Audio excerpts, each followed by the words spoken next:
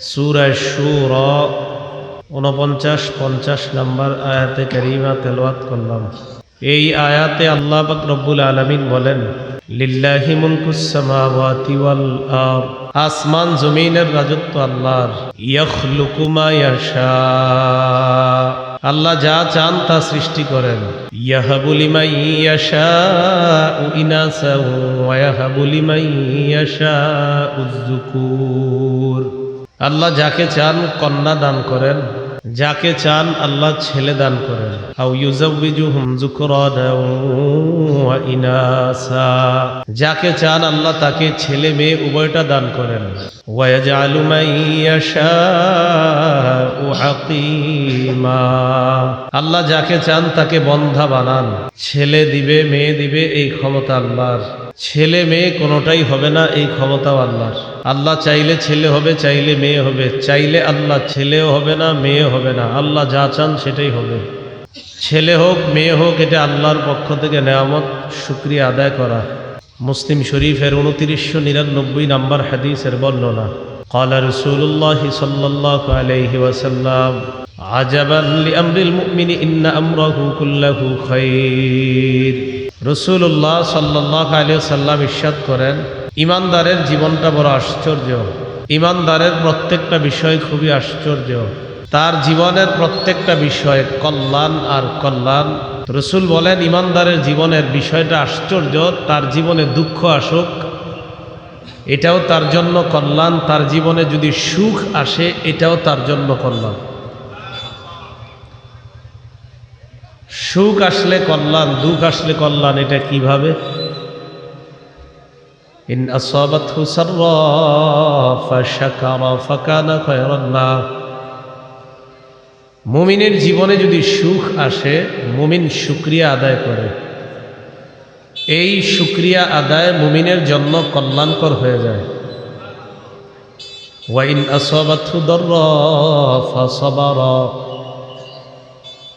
মুমিনের জীবনে যদি বিপদ আসে মুমিন ধৈর্য ধারণ করে, এই ধৈর্য ধারণ মুমিনের জন্য কল্যাণকর হয়ে যায়। সুখ আসলে শুকরিয়া আদায় করে, এটাও কল্যাণ। দুঃখ আসলে ধৈর্য ধারণ করে, এটাও মুমিনের জন্য কল্যাণ। তাহলে বলেন তো, ছেলে হোক মেয়ে হোক এই নেয়ামত কার? আল্লাহ। মেয়ে হলে চেহারাটা কালো করা যাবে? সূরা নাহলের 58 নম্বর আয়াতে আল্লাহ বলেন, وَإِذَا بُشِّرَ أَحَدُهُم بِالْأُنثَى ظَلَّ وَجْهُهُ مُسْوَدًّا وَهُوَ كَظِيمٌ, তাদের কাউকে যখন কন্যা সন্তানের সুসংবাদ দেওয়া হয় তখন তাদের অনেকের চেহারাটা কালো হয়ে যায়, কপাল কুঁচকায়। আমাদের সমাজে শুধু বাপের বা মার চেহারা কালো হয় এমন না, মার তো হয় না, সাধারণত বাপের, বাপ সহ দাদা দাদি 14 গোষ্ঠীর চেহারা কালো হয় মেয়ে হইলে। কন্যা সন্তান যদি হয় কিছু মানুষের চেহারা কালো হয়, আল্লাহ বলেন এমন কালো হয়, চেহারা তো কালো হয় হয়, ওহুয়া কাজিম, সে খুব রাগান্বিত, কপাল কুঁচকায়, মেজাজ খারাপ, এটা কেন হইল? কন্যা এটা হলে চেহারা কালো করা যাবে না। এক মেয়ে আছে, কাদের হাত তোলেন তো, হাত নামান। একটা কিতাব আছে, নাম তাখরিজুল মুসনাদ, 3 নম্বর খণ্ড, 294 নম্বর পৃষ্ঠা। قال رسول الله صلى الله عليه وسلم من ولدت له ابنة فلم يعدها ولم يهنها ولم يؤسر ولده عليها, যার একটা কন্যা সন্তান হয়, এই কন্যাকে সে যদি জীবন্ত কবর না দেয়, কন্যা বলে যদি অবজ্ঞা না করে, আমার কন্যা হয়েছে এই কন্যা বলে যদি অবজ্ঞা না করে, ওয়ালাম ইউসির ওয়ালাদাহু আলাইহা, এবং সে যদি তার ছেলেকে কন্যার উপর প্রাধান্য না দেয়, তার ছেলেও আছে মেয়েও আছে, কিন্তু ছেলেটারই বেশি আদর করে, মেয়েটারই বেশি আদর করে না। তো বিষয়টা যদি এমন হয় যে যার কন্যা হয় এই কন্যাকে সে জীবন্ত কবর দেয় না, কন্যা বলে অবজ্ঞা করে না, কন্যার উপর ছেলেকে বেশি প্রাধান্য দেয় না, নবীজি বলেন ইল্লা আদখালাহুল্লাহু বিহাল জান্নাহ, এই এক কন্যার কারণে আল্লাহ ওই বাপকে জান্নাত দান করবেন। কন্যা দুইজন আছে, কাদের দেখি হাত নামান। তিরমিজি শরীফের 1914 নম্বর হাদিসের বর্ণনা, ক্বালা রাসূলুল্লাহ সাল্লাল্লাহু আলাইহি ওয়াসাল্লাম মান আলা জারিয়াতাইন দাখালতু আনা ওয়া হুয়াল জান্নাহ কাহাতাইন। নবী বলেন, কেউ যদি দুইজন কন্যা লালন পালন করে, আমি এবং দুই কন্যার অভিভাবক এইভাবে জান্নাতে প্রবেশ করব। তাহলে দুই কন্যার অভিভাবকরা খুশি নি? তিন কন্যা আছে কাদের? আপনারও? মাশাআল্লাহ, তো কাজ হয়ে গেছে।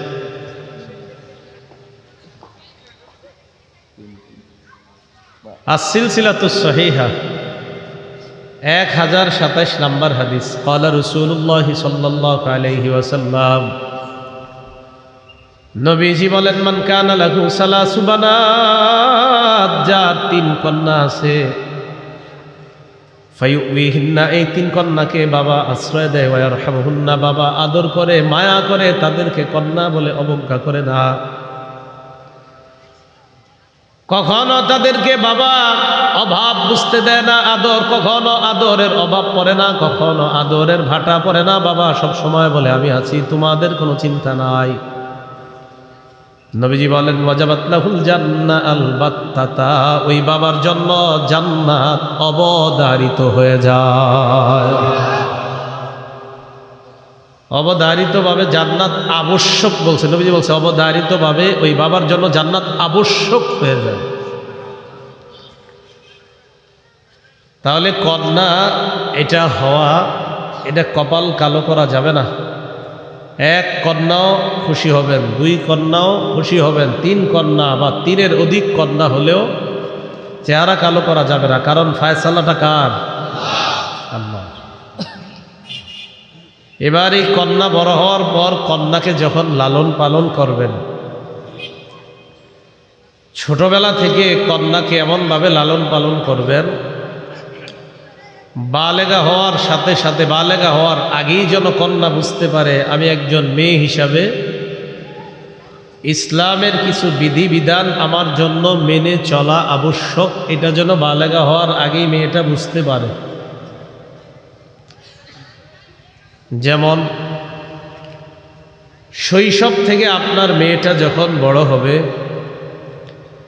তার পোশাকের ক্ষেত্রে আপনি গুরুত্ব দেওয়া, যে তার পোশাকটা কোন ধরনের পোশাক হওয়া চাই। আম্মাজান আয়েশা সিদ্দিকা রাদিয়াল্লাহু তাআলা আনহার ভাতিজি হাফসা বিনতু আব্দুর রহমান ফুফুর কাছে আসছে, ভাইয়ের মেয়ে ভাতিজি ফুফুর কাছে আসছে, ছোট মেয়ে।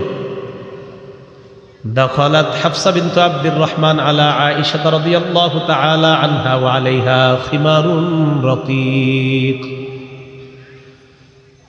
আম্মা জান আয়েশা সিদ্দিকা রাদিয়াল্লাহু তাআলা আনহার ভাতিজি ফুফুর কাছে আসছে, এমন অবস্থায় গায়ের উপর একটা পাতলা ওড়না পরিধান করে আম্মা জান আয়েশা সিদ্দিকার কাছে আসলেন। আম্মা জান আয়েশা সিদ্দিকা রাদিয়াল্লাহু তাআলা আনহা যখন এই পাতলা ওড়না দেখলেন, শাক্কাত, সাথে সাথে ওই ওড়নাটা টুকরা টুকরা করে ফেললেন। কাসাতহা খিমারন কাসিফা, মোটা একটা ওড়না ভাতিজির গায়ে দিয়ে দিলেন। পাতলা ওড়নাটা ছিঁড়ে ফেলছে, একটা মোটা ওড়না ভাতিজির গায়ে দিয়ে দিয়েছে। এখান থেকে বোঝা যায় ছোট থেকে আপনার মেয়েটাকে শালীন পোশাকে বড় করা, যেন ও বালেগা হওয়ার আগেই বুঝতে পারে যে আমি একজন সম্মানিতা এই পৃথিবীতে। মেয়েরা অনেক সম্মানিতা। একটা নেককার নারী পৃথিবীর শ্রেষ্ঠ সম্পদ। মুসলিম শরীফের 3535 নম্বর হাদিসের বর্ণনা। ক্বালা রাসূলুল্লাহ সাল্লাল্লাহু আলাইহি ওয়াসাল্লাম, নবীজি বলেন, আদ-দুনিয়া মাতা ওয়া খায়রু মাতা'id দুনিয়া আল মারআতুস সালিহা। এই দুনিয়াটা হলো উপভোগের জায়গা, দুনিয়াটা ভোগের জায়গা। নবীজি বলেন এই পৃথিবীর মধ্যে সবচাইতে শ্রেষ্ঠ সম্পদ হলো একজন নেককার নারী। পৃথিবীতে শ্রেষ্ঠ সম্পদ একজন নেককার নারী। একটা মেয়ে যেন তার দাম বুঝে সে বড় হতে পারে, যে আমি একজন শ্রেষ্ঠ, আমার অনেক দাম। আমি নারীর পেট থেকেই নবীদের জন্ম হয়েছে, নবীরাও নারীর পেট থেকে দুনিয়াতে আসছে, পৃথিবীর শ্রেষ্ঠ মানুষগুলাও নারীর পেট থেকে আসছে দুনিয়াতে। এই জন্য প্রত্যেকটা নারী তার দাম বোঝা উচিত, যে আমার অনেক দাম, আমার অনেক সম্মান ইসলাম দিয়েছে। এটা বুঝে যেন সে বড় হতে পারে। তো এইভাবে আমাদের অভিভাবক যারা আছি আমরা যেন আমাদের কন্যা তাদেরকে এরকম শালীনভাবে বড় করতে পারি। আল্লাহ তৌফিক দান করেন। বালেগা হওয়ার আগেই যেন তার মাঝে পর্দার একটা গুরুত্ব বিষয়টা যেন তার কাছে বুঝে আসে। সূরা আহজাবের 59 নম্বর আয়াতে আল্লাহ বলেন, ইয়া আইয়ুহান নাবিয়্যু কুল লিআজওয়াজিকা ওয়া বানাতিকা ওয়া নিসাইল মুমিনিনা ইউদনিনা আলাইহিন্না মিন জালাবিবিহিন্না। নবী আপনি বলেন, আপনার বিবিদেরকে বলেন, আপনার কন্যাদেরকে বলেন, মুমিনদের স্ত্রীদেরকে বলেন, তারা যেন তাদের জিলবাব, চাদরের কিছু অংশ তারা যেন এইভাবে ফেলে দেয়। মুফাসসিরিনে কেরাম লেখছেন, উপর থেকে এইভাবে চেহারার সামনে যেন তারা ফেলে দেয়। জিলবাবের ব্যাখ্যা আব্দুল্লাহ ইবনে আব্বাস রাদিয়াল্লাহু তাআলা আনহুমা বলেন, জিলবাব বলা হয় এক চোখ খোলা রেখে বাকি পুরা চেহারা ঢাকা, তাকে বলা হয় জিলবাব। জিলবাব দিয়ে শুধু এক চোখ খোলা রেখে পুরা চেহারা ঢাকা, এটাকে বলা হয় জিলবাব। তো যাই হোক, এখান থেকে বোঝা যায় জিলবাব হলো উপর থেকে এইভাবে পর্দাটা ফেলে দেওয়া। বুখারীর এক বর্ণনায় বোঝা যায় রাসূলুল্লাহ সাল্লাল্লাহু আলাইহি সাল্লাম বলেন, মেয়েরা যেন হজের সময় তাদের চেহারার উপর, চেহারার সাথে নেকাব না রাখে। আচ্ছা বলেন তো, হজের সময় যেন না রাখে, তার মানে হজ ছাড়া রাখে? আরে হজের সময় না রাখা মানে বোঝা যায় হজ ছাড়া আগে রাখতো, হজের সময় রসুল বললেন এটা যেন চেহারার সাথে না থাকে। এখান থেকে বোঝা যায় রসুলের যুগ থেকেই নারীরা মুখ ঢাকতো।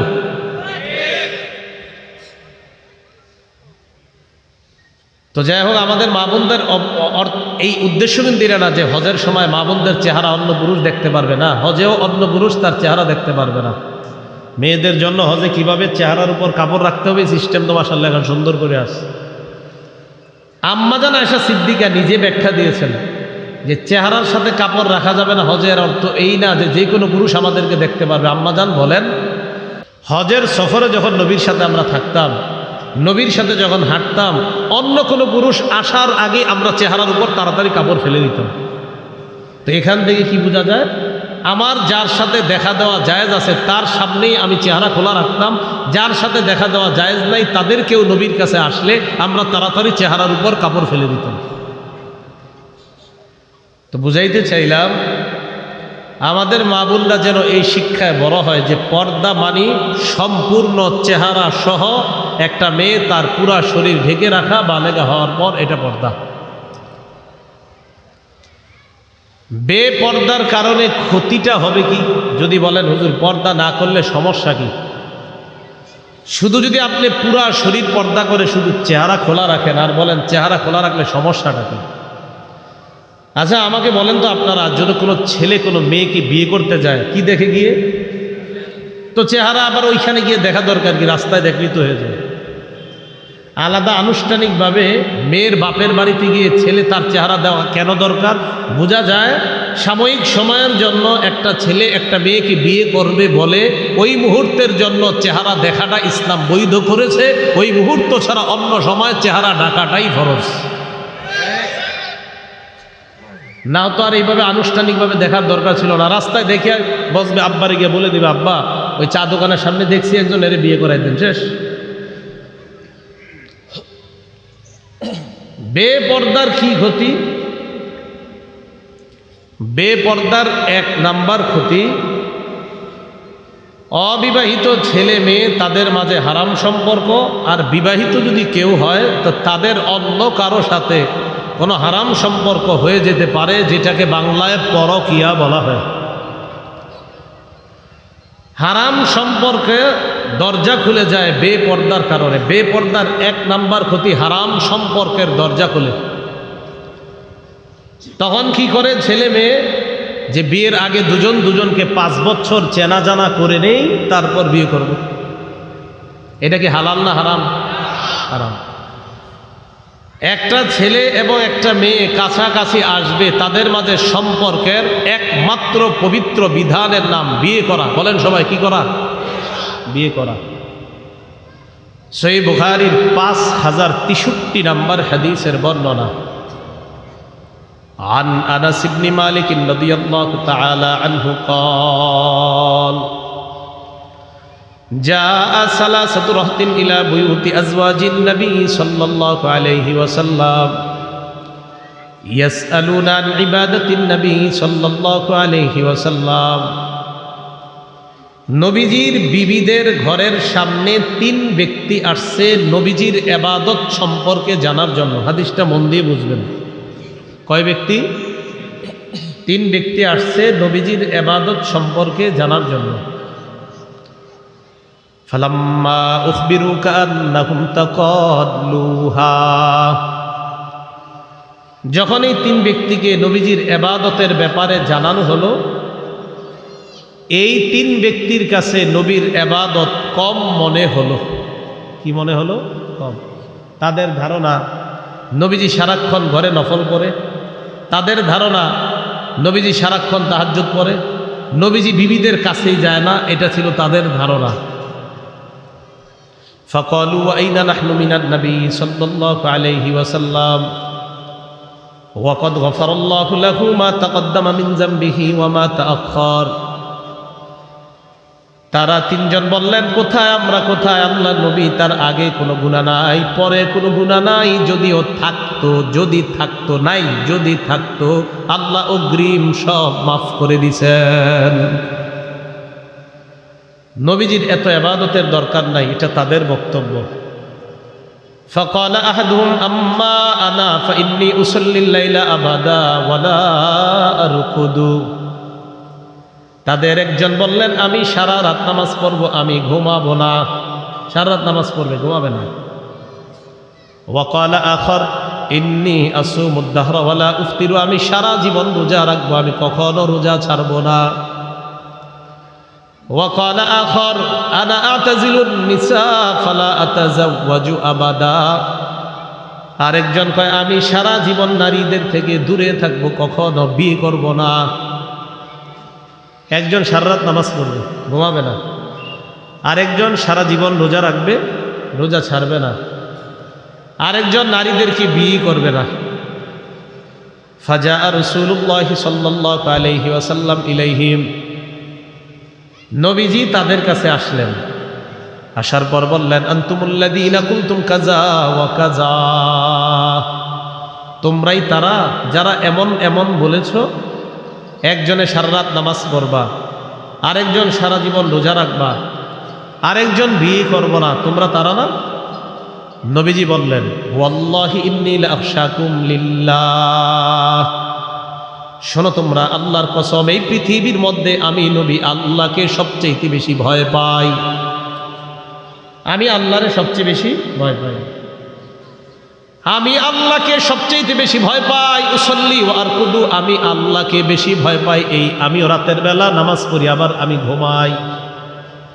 আমি আল্লাহকে সবচেয়ে বেশি ভয় পাওয়া সত্ত্বেও আমি সারা রাত নামাজ পড়ি, এমন না, নামাজও পড়ি আবার ঘুমাই। শরীরের হকও আদায় করি, আল্লাহর হকও আদায় করি। আমি সবচেয়ে বেশি আল্লাহকে ভয় পাই। আসুমু ওয়া উফতিরু, আমি রোজা রাখি, আবার মাঝে মাঝে রোজা রাখি না। সোমবারে রাখি, বৃহস্পতিবার রাখি, মাঝখানের দিনগুলা রাখি না। আমি আল্লাহকে সবচেয়ে বেশি ভয় পাই, আনা আতাজাওয়াজুন নিসা, আমি নারীদেরকে বিয়ে করি। নবী কি বুঝাইতে চায়? আমি আল্লাহরে ভয় করা সত্ত্বেও আমি সারা রাত নামাজ পড়ি এমন না, আমি আল্লাহরে সবচেয়ে বেশি ভয় করা সত্ত্বেও আমি সারা জীবন রোজা রাখি এমন না, আমি আল্লাহকে সবচেয়ে বেশি ভয় করা সত্ত্বেও আমি বিবিদের থেকে দূরে থাকি এমন না, আমি আল্লাহকে ভয় করা সত্ত্বেও এইগুলাও আমি করি। কারণ একজন মুসলমানের এগুলাও ইবাদতের অন্তর্ভুক্ত। কোনো মুসলমান যখন আল্লাহর বিধান পালন করে ঘুমায়, তার ঘুমও ইবাদতের অন্তর্ভুক্ত হয়ে যায়। তো রাসূলুল্লাহ সাল্লাল্লাহু আলাইহি সাল্লাম বললেন, ফামান রাগিবা আন সুন্নতি ফালাইসা মিন্নি, আমার সুন্নতকে যে অবজ্ঞা করে সে আমার অন্তর্ভুক্ত নয়। নাউজুবিল্লাহ। বলেন, নবী অন্য কোনো না। ভাই আপনাদের এলাকা আমি নতুন তো, নিয়ম জানে না, পাশে আওয়াজ হলে কিন্তু আমি ওয়াজ বন্ধ করে দিই।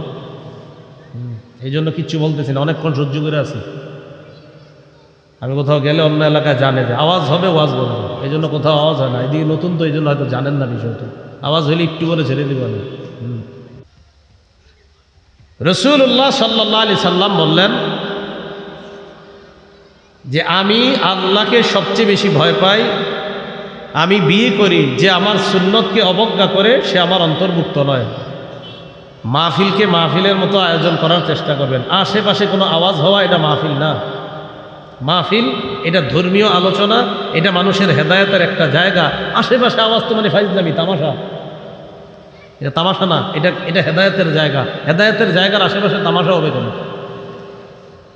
এই কথাগুলো মাথায়, এটা আমি বলে আসছি বলে এমন না, যেই আসুক, যেই আলোচকই আসেন, এইভাবে আশেপাশে তামাশা হবে এরকম হবে না। কিন্তু এটা মাহফিলের সৌন্দর্যতা না, এটা হেদায়েতের জায়গা তখন আর থাকে না। হেদায়েতের পরিবেশ হেদায়েতের মতো হওয়া দরকার, ঠিক না? জি। এখন বলেন তো, রাসূলুল্লাহ সাল্লাল্লাহু আলাইহি সাল্লাম আমাদের আম্মা জানদের সাথে যে সম্পর্কে আবদ্ধ হয়েছেন একটা বিধানের মাধ্যমে, বিধানটার নাম কি? বিয়ে। কিসের মাধ্যমে? বিয়ে করা। খুব ভালো করে বুঝেন, কাজে লাগবে। সহিহ বুখারীর 5078 নম্বর হাদিসের বর্ণনা। এই হাদিসের বর্ণনাকারী সাহাবিয়া আম্মাজান আয়েশা সিদ্দিকা রাদিয়াল্লাহু তাআলা আনহা। আম্মাজান আয়েশা সিদ্দিকা রাদিয়াল্লাহু তাআলা আনহার বর্ণনা, তিনি বলেন, ক্বালা রাসূলুল্লাহ সাল্লাল্লাহু আলাইহি ওয়াসাল্লাম, নবীজি বলেন, আয়েশা, ইন্নী উরিতুকি ফিল মানাম মাররাতাইন। আয়েশা, তোমাকে বিয়ের আগে স্বপ্ন যোগে আমাকে দুবার দেখানো হয়েছে। আমি তোমাকে বিয়ের আগে স্বপ্নে দুবার দেখছি। আমি দেখলাম ফাইদা রাজুলুন ইয়াহমিলুকি ফি সারাকাতি হারির, আমি দেখলাম এক ব্যক্তি তোমাকে রেশমের কাপড়ে জড়িয়ে কোথায় যেন নিয়ে যায়। ফায়াকুলু হাদিহি ইমরাআতুক, আমাকে বললেন এই রেশমের কাপড়ের মধ্যে যে আছে এটাই আপনার বিবি। তো রেশমের কাপড় দিয়ে পেঁচানো, দেখতেছি না। নবীজি বলেন, রেশমের কাপড়টা আমি সরাইলাম, ফাইদা হিয়া আনতি, আমি দেখলাম রেশমের কাপড়ের মধ্যে আয়েশা তোমাকে দেখা যায়। নবী বলেন, ফাকুলু ইয়াকুন হাদা মিনাল্লাহ ইউমজিহ, আমি মনে মনে বললাম এই স্বপ্ন যদি আল্লাহর পক্ষ থেকে হয়, অচিরেই আল্লাহ বাস্তবায়ন ঘটাবেন, মানে তোমাকে আমার বিবি বানায়া দিবেন। বলেন তো, আম্মাজান আয়েশা সিদ্দিকা রাদিয়াল্লাহু তাআলা আনহার সাথে আল্লাহ রসুলের একটা পবিত্র সম্পর্ক হয়েছে। আম্মাজান আয়েশা আমাদের আম্মাজান হয়েছে একটা পবিত্র বিধানের মাধ্যমে। এটার নাম কি? বিয়ে করা। তাহলে বিয়ে করা এটা হলো ইসলামের পবিত্র বিধান। এই পবিত্র বিধানের মাধ্যমে একটা ছেলে এবং মেয়ের সম্পর্ক হবে। আপনার সন্তান যেন বালেগা হওয়ার আগে থেকে এই মানসিকতায় বড় হয় যে আমার জীবনে হারাম কোনো সম্পর্ক, এটা ইসলামে নিষেধ। সহিহ বুখারীর বর্ণনা 5069 নম্বর হাদিস। আব্দুল্লাহ ইবনে আব্বাস রাদিয়াল্লাহু তাআলা আনহুমার ছাত্রকে আব্দুল্লাহ ইবনে আব্বাস বললেন, ক্বালা লি ইবনে আব্বাস রাদিয়াল্লাহু তাআলা আনহুমা হাল তাযাওয়াজতা। আব্দুল্লাহ ইবনে আব্বাস রাদিয়াল্লাহু তাআলা আনহুমা তার ছাত্রকে বললেন, তুমি বিয়ে করেছো কিনা? ছাত্র জবাব দিলেন, না, এখনো আমি বিয়ে করি নাই। আব্দুল্লাহ ইবনে আব্বাস বললেন, তাযাওয়াজ ফা ইন্না খায়রা হাযিহিল উম্মাহ আকসারুহা নিসাআ। বিয়ে করো, কেননা এই উম্মতের সর্বশ্রেষ্ঠ যেই মানুষটা তার অধিক সংখ্যক বিবি ছিল আর তুমি এখনো বিয়ে করো নাই। এই উম্মতের সর্বশ্রেষ্ঠ যে মানুষটা তার অধিক সংখ্যক বিবি ছিল আর তুমি এখনো বিয়ে করো নাই, তাড়াতাড়ি বিয়ে করো। আব্দুল্লাহ ইবনে আব্বাস তার এক ছাত্রকে তার যৌবনের হেফাজতের জন্য একটা সম্পর্ক আবদ্ধ হওয়ার জন্য পরামর্শ দিলেন। বলেন তো কি সম্পর্কটা? মাশাআল্লাহ, তিরমিজি শরীফের 1080 নম্বর হাদিসের বর্ণনা। ক্বালা রাসূলুল্লাহ সাল্লাল্লাহু আলাইহি ওয়াসাল্লাম, নবীজি বলেন, আরবাউম মিন সুনানিল মুরসালিন, সমস্ত রসুলদের সুন্নত 4টা। বলেন সব রসুলদের সুন্নত কয়টা? 1 নম্বর আল হায়া, লজ্জা। 2 নম্বর আত-তাআত্তুর, সুগন্ধি ব্যবহার করা। 3 নম্বর সিওয়াক, মেসওয়াক করা। 4 নম্বর নিকাহ, বিয়ে করা। সব রসুলদের সুন্নত কয়টা? 1 নম্বর লজ্জা, 2 নম্বর সুগন্ধি ব্যবহার, 3 নম্বর মেসওয়াক, 4 নম্বর, খুব বুঝেন, বলেন রসুলরা কোনো নারীর সাথে পবিত্র একটা সম্পর্কে আবদ্ধ হয়েছেন সব রসুলগণ যে বিধানের মাধ্যমে, বিধানটার নাম কি? সহিহ বুখারীর 5066 নম্বর হাদিসের বর্ণনা। এই হাদিস শোনার আগে আমার জানতে হবে, যারা বিয়ে করেন না হাত তোলেন তো। শরম কি? নিয়ে তোলেন, দূরে তোলেন, সমস্যা কি? মাশাআল্লাহ, হাত নামান। একটু বুঝেন, নজরের গুনাহ আর লজ্জাস্থানের গুনাহ, কয়টা গুনাহ বললাম? 2টা। নজর, লজ্জাস্থান, খুব ভালোভাবে শ্রদ্ধার সাথে বুঝবো আমরা। নজরের গুনাহ আর লজ্জাস্থানের গুনাহ এটা শুরু হয় কখন? বালেগা হওয়ার এই সামান্য আগে পর থেকে শুরু হয়। মানে শয়তান তাকে নজরের গুনাহ আর লজ্জাস্থানের গুনাহের প্রতি উৎসাহিত করে। এবার সহিহ বুখারীর 5066 নম্বর হাদিস শোনেন। হাদিসের বর্ণনাকারী সাহাবীর নাম আব্দুল্লাহ ইবনে মাসউদ রাদিয়াল্লাহু তাআলা আনহু। তিনি বলেন, কুন্না মা'আন নবী সাল্লাল্লাহু আলাইহি ওয়াসাল্লাম শাবাবা লা নাজিদু শাইআ। আব্দুল্লাহ ইবনে মাসউদ রাদিয়াল্লাহু তাআলা আনহু বলেন, আমরা আল্লাহ নবীর সাথে একদল যুবক ছিলাম, অবিবাহিত সবাই। বলেন তো সবাই জোরে, কি সবাই? একদল যুবক অবিবাহিত। লা নাজিদু শাইআ, এক অবিবাহিত, 2 আমগো টাকা পয়সা নেই। 1 নাম্বার বিয়ে করি নাই, 2 নাম্বার টাকা পয়সাও নেই। বিয়ে করতে টাকা লাগে কিনা? লাগে। ফাকালা লানা রাসূলুল্লাহ সাল্লাল্লাহু আলাইহি ওয়াসাল্লাম, নবীজি বললেন, ইয়া মাশারাশ শাবাব, হে যুবকরা, মান ইসতাতাআল বাআতা ফালইয়াতাযাওয়াজ। কোন বর্ণনায় মান ইসতাতাআ মিনকুমুল বাআ, তোমাদের মধ্যে যারা বিয়ে করার সামর্থ্য রাখো, বিবিকে ভরণ পোষণ দেওয়ার সামর্থ্য রাখো, ফালইয়াতাযাওয়াজ, সে যেন বিয়ে করে। ফাইন্নাহু আগাদ্দু লিল বাসার, বিয়ের 1 নাম্বার উপকার নজর নিচে রাখে, নজর অবদমিত থাকে, নজরের গুনাহ থেকে হেফাজত থাকা যায়। 2 নাম্বার আহসানুল ইলফাক, লজ্জাস্থান হেফাজতে সহায়ক হয়ে যায়। হাদিসের মাধ্যমে বুঝতে পারলাম আল্লাহর নবী বলেন, যাদের নজরের গুনাহ হয়, লজ্জাস্থানের গুনাহ হয়, তাদের বিয়ের সামর্থ্য থাকলে যেন বিয়ে করে নেয়, কারণ বিয়ে নজরের গুনাহ আর লজ্জাস্থানের গুনাহ থেকে হেফাজত করে। তাহলে বলেন নজরের গুনাহ আর লজ্জাস্থানের গুনাহ থেকে বাঁচার উপায়? বলেন বিয়ে। বলেন বাঁচার উপায়? এখন বলেন যাদের সামর্থ্য নাই, আছে না এরকম যাদের সামর্থ্য নাই? নবী বলেন, ওয়ামান লাম ইয়াস্তাতি ফালাইহি বিস-সাওম, যাদের সামর্থ্য নাই তারা রোজা রাখবে। বলেন যাদের সামর্থ্য নাই তারা কি রাখবে? তাহলে সামর্থ্য থাকলে বিয়ে করবে, সামর্থ্য না থাকলে রোজা রাখবে। তাহলে সামর্থ্য থাকলে বিয়ে, সামর্থ্য না থাকলে রোজা। বলেন তো সবাই আমার সাথে, সামর্থ্য থাকলে, না থাকলে গুনাহ করা যাবে না। কি করা যাবে না?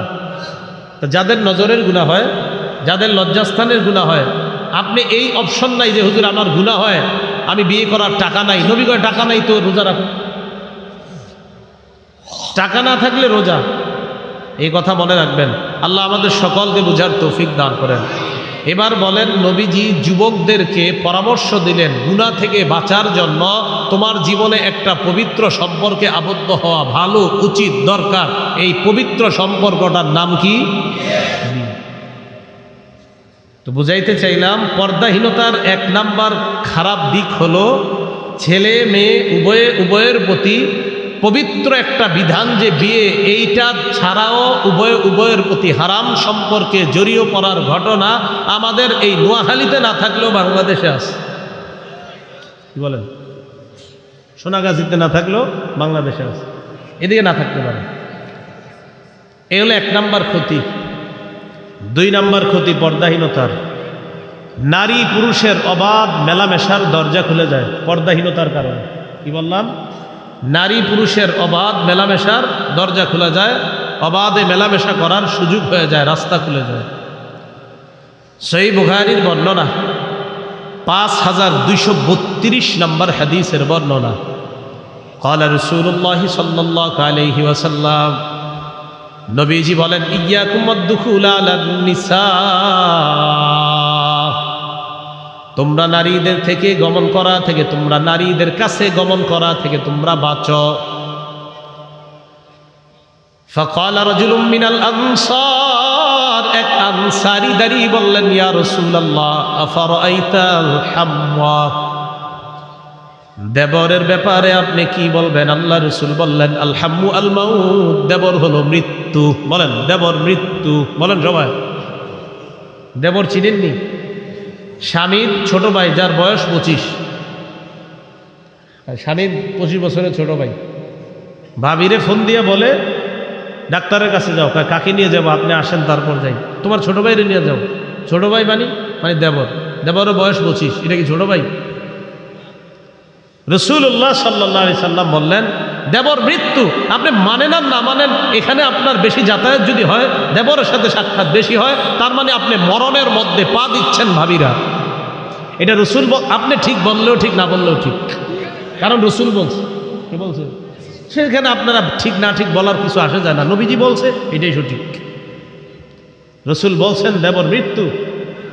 অনেক মা বোন আছে যারা বাহিরে পর্দা করে মাশাআল্লাহ, কিন্তু ঘরে দেবরের সাথে সাক্ষাৎ দেয়। রসুল বলছেন, আরে মরণের সাথেই তো তুমি সাক্ষাৎ করছো। সহিহ বুখারীর বর্ণনা, 5233 নম্বর হাদিস। قال رسول الله صلى الله عليه وسلم, নবীজি বলেন, লা ইয়াখলুয়ান্না রাজুলুন বিইমরাআ ইল্লা যু মাহরাম, কোন বর্ণনা ইল্লা মা জি মাহরামিন, কোন পুরুষ কোন নারীর সাথে একান্তে সাক্ষাৎ করবে না মাহরাম ছাড়া।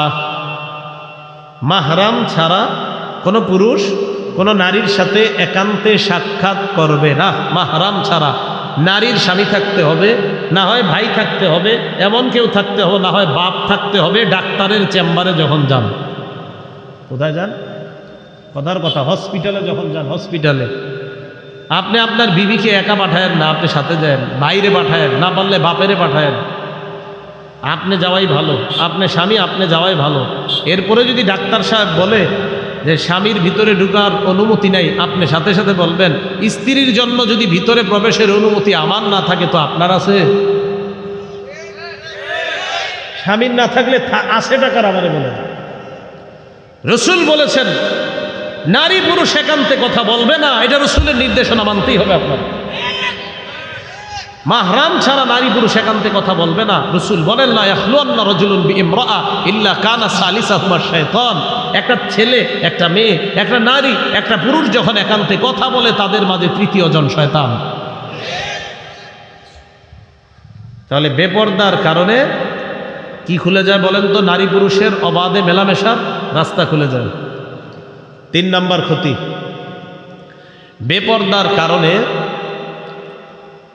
অন্য কোনো পুরুষের দৃষ্টি অপব্যবহার করার রাস্তা খুলে যায়। কি ব্যবহার? দৃষ্টির, যেখানে দৃষ্টি রাখা দরকার সেখানে না রাখা, গুনাহের কোথাও রাখার দরজা খুলে যায় বেপরদার কারণে। এটা 3 নম্বর ক্ষতি। এটা কেমন? একটা পুরুষ তার দৃষ্টি দিয়ে দেখবে মাকে, বোনকে, কন্যাকে, বিবিকে দেখবে, সে তাদেরকে না দেখে যখন অন্য কাউকে দেখবে, এটা তার জন্য হারাম। শুধু হারাম না, রাসূলুল্লাহ সাল্লাল্লাহু আলাইহি সাল্লাম ওই চোখকে বলছে ব্যভিচারী চক্ষু, জিনাকারী চক্ষু বলছে হাদিসে। কি চক্ষু? জিনাকারী চোখ বলছে হাদিসে। আবু দাউদ শরীফের 4173 নম্বর হাদিসের বর্ণনা। قال رسول الله صلى الله عليه وسلم, নবীজি বলেন কুল্লু আইনিন জানিয়া, সকল কুদৃষ্টি জিনাকারী। বলেন সবাই, সকল কুদৃষ্টি জিনাকারী। ওয়াল মারআতু ইযা ইসতাতারাত ফামাররাত বিল মাজলিসি ফাহিয়া কাযা ওয়া কাযা ইয়ানি জানিয়া।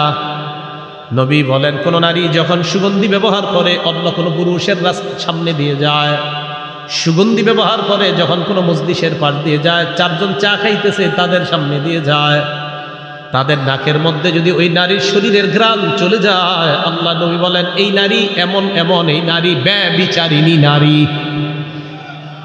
রাসূল এই নারীকে ব্যভিচারিণী নারী বললেন। মা বোনরা, আপনার সুগন্ধি আপনার স্বামীর জন্য, এটা অন্য কোনো পুরুষের সামনে আপনি স্প্রে করা, ওই পুরুষের নাকে আপনার সুগন্ধি যাওয়া, রাসূল এই নারীকে ব্যভিচারিণী নারী বলে হাদিসের মধ্যে গণ্য করেছেন।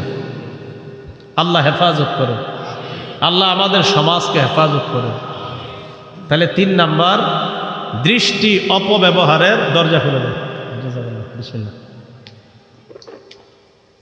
আল্লাহুম্মা লাকাল হামদু ওয়া লাকাশ শুকর।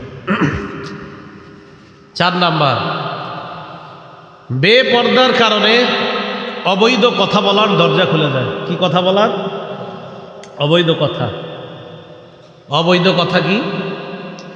যার সাথে আপনার কথা বলা হারাম, বেপর্দার কারণে তার সাথে এত ঘনিষ্ঠ হয়ে যান, এক পর্যায়ে ঘন্টার পর ঘন্টা সরাসরি হোক, রেস্টুরেন্টে বসে হোক, আর রাতে মোবাইলের আলাপনের মাধ্যমে হোক, হাজার হাজার মিনিট সেকেন্ড নষ্ট হওয়ার নজির এই এলাকায় না থাকলেও পৃথিবীতে আছে। এটা হলো বেপর্দার 4 নাম্বার ক্ষতি। এবার রাসূলের হাদিস দেন, আমার রাসূল শ্রেষ্ঠ বিজ্ঞানী, হাদিস শুনলে বুঝবেন। সহিহ বুখারীর 6243 নম্বর হাদিসের বর্ণনা। قال رسول الله صلى الله عليه وسلم, নবীজি বলেন আল আইনানি তাজনিয়ান, 2 চোখ জিনা করে। 2 চোখ জিনা করে।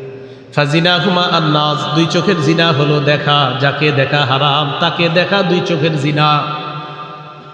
যাকে দেখা হারাম তাকে, যাকে দেখা হারাম তাকে দেখা, এটা কি? 2 চোখের। সবাই বলেন 2 চোখের। সরাসরি কাউকে দেখা যদি 2 চোখের জিনা হয়, নাটক সিনেমায় তাকে দেখা এটাও কি হবে? জিনা হবে।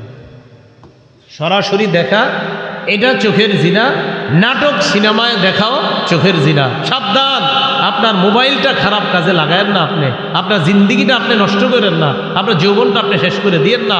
অভিভাবকরা একটু সতর্ক হন। চেয়ারম্যান সাহেব আপনাকে বলে দিয়ে আপনার মাধ্যমে এলাকায় নিয়ম করেন, পড়াশোনা করে যে ছেলেরা, এই সন্তানটা যেন যখন তখন মোবাইল ব্যবহার করতে না পারে, এরকম আইন আমাদের দেশে হইলে খুব ভালো হবে।